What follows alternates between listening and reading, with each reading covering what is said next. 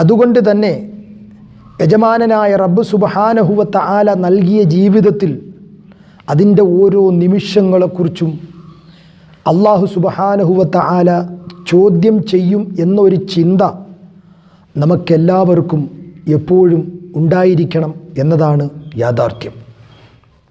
നമുക്കറിയാം പോവുകയാണ്.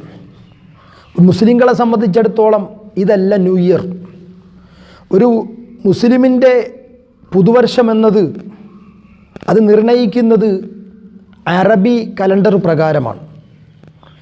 പരിശുദ്ധമായ മുഹറം, അതാണ് നമ്മുടെ പുതുവർഷം.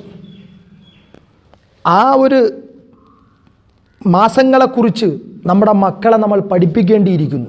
നമ്മുടെ മക്കൾക്ക് ജനുവരി, ഫെബ്രുവരി, മാർച്ച്, ഏപ്രിൽ, മെയ് ഇങ്ങനെയൊക്കെ എണ്ണാൻ, ഡിസംബർ വരെ എണ്ണാൻ നമ്മുടെ മക്കൾക്ക് നല്ല പരിചയമാണ്. പക്ഷേ ഇവിടെ